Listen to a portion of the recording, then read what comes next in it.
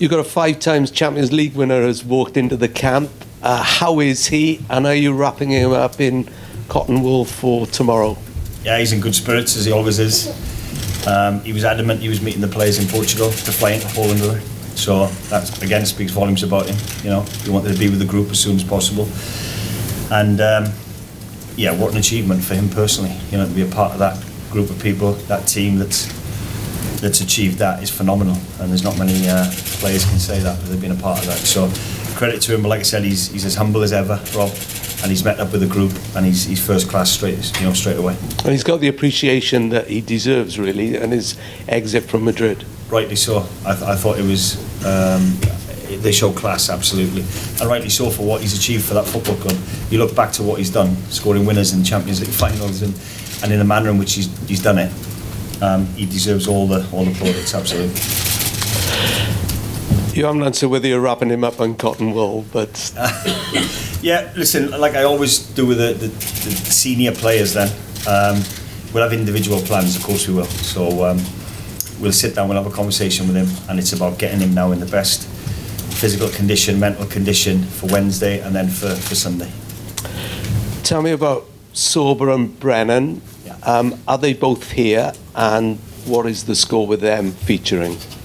Yeah, the highs and lows of football, isn't it? You know, you've got one that's absolutely elated with the result of the game and is now going to be playing Premiership football, and one that's bitterly disappointed that he's not got his dream. But Sorba is slightly different to Brennan. He's not played as many minutes and not had as much football. So credit to him, he's flown out yesterday and he got in early hours this morning.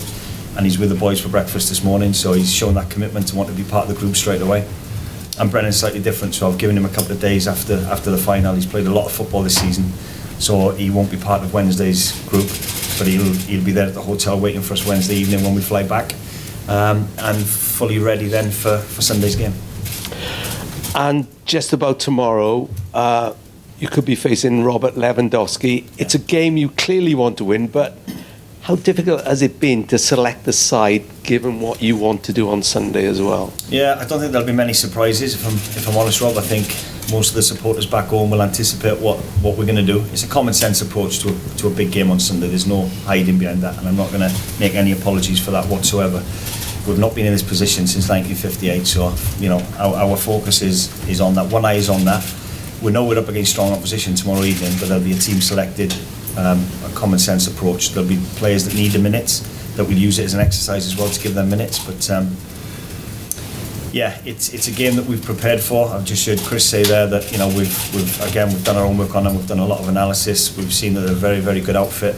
They've got good individual players as well. But we'll play a team that will more than compete. Last one from me. How big could this week be for Welsh football? Yeah, it's massive.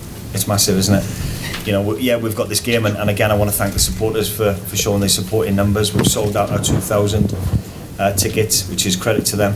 Welsh football's in a great place at the minute. The anticipation, the excitement building up to Sunday started already. You know, there's a buzz around the place, and first and foremost, we want to get this result done, and performance done on Wednesday, and then the build up to the biggest game, absolutely, in Welsh history. So yeah, it's a big week, but an exciting week as well. All the best, Rob. Thanks, Rob. Thanks, Rob. Kerry. Cheers, Rob. Just coming back to Gareth and Aaron Ramsey, I know you understand why we ask these questions, because they're two incredibly players.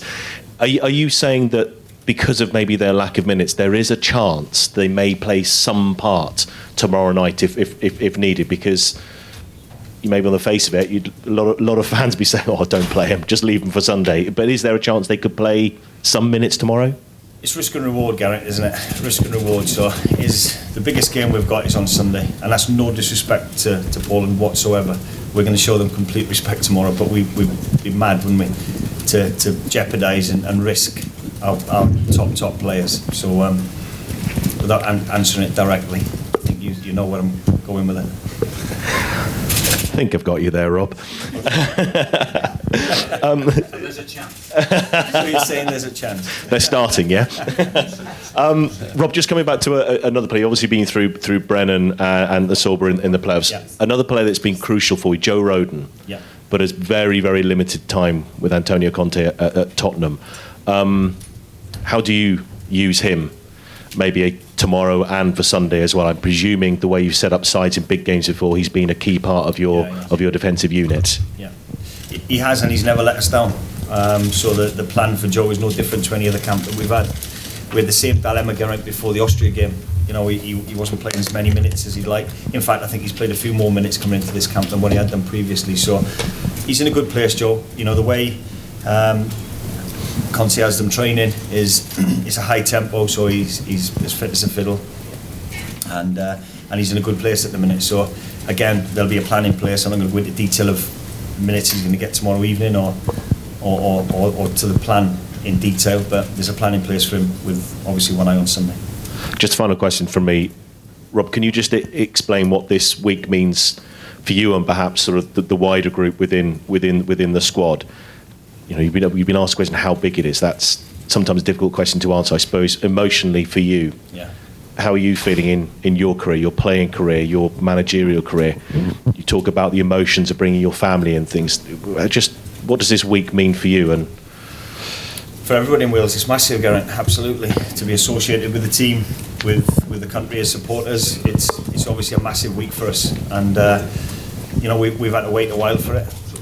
And we're just really excited by it. Honestly, we've got this game first and foremost that we need to get played, and I want a positive performance. We're going to use these Nation League games, just to go off track a little bit. What I want to do is, not only are we planning for success for now, we want to plan for success for the future. So to expose our younger players to opposition like Poland and Belgium and Holland is going to be so beneficial for future. So that's the planning behind that. But everybody knows then once Wednesday's game is played, full focus will be completely on the biggest game in Welsh history since 1958. There's no hiding behind that. So we're all excited by it. Right. Okay. Good morning, coach. My name is Adrian Mielnik. I represent TVN24. Could you use a translator? Thank you.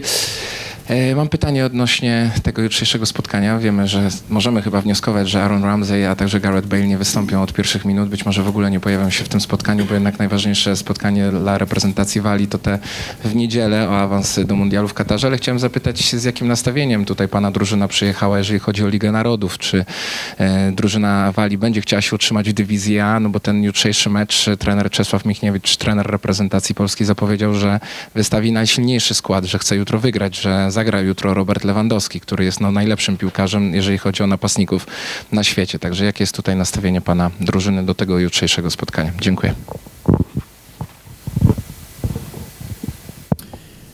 Our approach to any game is that we want to win it. So we've got promoted from B to A because we want to expose our players, best players and our younger players to top class, world class, European class, international football teams and players. And like I said earlier, Poland fall into that category, absolutely. So it's going to be a great test for them. They can only benefit from having gone through those experiences. So every game we go into, we want to win 100%. We're not here to make the numbers up. We're here because we want to compete and we want to win a game of football. So there'll be a team selected with common sense and one eye on Sunday's final. But don't get me wrong, when the first whistle goes, we'll be at it. Okay. Welcome, Coach. My name is Lucas. I'm from YouTube channel Poczek from Poland. Coach, when you compare Poland and Wales, I think, in my opinion, it is a similar power of those teams, maybe 50-50. What do you think about that? Is it correct? Yeah, I think, I've done a lot of analysis on your team, and you work hard for each other, absolutely. And you do, be careful how I say this, the not so pretty side of the game really, really well. The ugly side of it. So you work really, really hard for each other. And any of my teams, I like to pride myself in doing that first and foremost. And then you've got talented individuals that can win you games of football. And we've got the same. So I agree with the comparison. Let's hope we can follow suit now and qualify for the World Cup as well. Okay. Do you think the Poland will be ideal opposite to test between your playoff? Because I think Poland is similar team, just like Ukraine and Scotland. We don't know. Probably right. Yeah, it's similar opposition, but we'll do a lot of work now on how we are going to play tomorrow as well. So if I was playing the same team as what I had in mind for Sunday, then I could get it as a beneficial exercise. But no, we respect Poland for what they are. They're a very good outfit, very good team, pose a threat, and we're going to have to be at our best to get performance. Okay, thank you, coach, and I wish you good luck to playoffs. In playoffs. Last questions, Lawrence. Just a couple from you. Thank you. Hi, Rob. Lawrence. We were looking at the training photos. Nico looks like he's got quite heavy strapping on his knee. Is that kind of an issue there, or how fit is he? No, Nico's fine. Yeah, he's all right. There's no issue. He's just had a lot of football, and you know, to go from not playing so much to being, he went to Fulham and he played a lot of football straight away. So you have little niggles as footballers. I think you ever go into a game where you're 100% right. That doesn't happen. So no, there's no major issues at all. And on Aaron, obviously didn't play as many games as he probably would have liked up at Rangers, but just physically coming into the camp, have you had to do a lot of work with him to get him up to sort of match fitness? No, he's the thing is with Aaron, he's not played as many minutes in game time as he probably liked, but he's trained every day, so he's in a good place physically. And all right, he hasn't had the match time that he wanted to, but you know, we've had a practice game, and he's proved it in the past, hasn't he? Big games, he's turned up. Think of the Hungary game back in the Nations League to score the goals he did. You know, he's proved that he can turn up, having not played so many games at club level, and give a performance. So we're confident of that. And just finally then, for me, Ethan Ampadu's obviously had a really good season over in Italy in terms personally. Where is he now? Do you see him as a player? Has he kind of nailed down a position for you, if you like, and going back to Chelsea? Well, the good thing is with Ethan, he can play many positions, can't he? You know, I think in Italy he's played in midfield at times, and then he's played the right of a three, the centre of a three, back three. You know, so when you've got the ability to do that, it's great for a manager. So we can play him in a multitude of positions.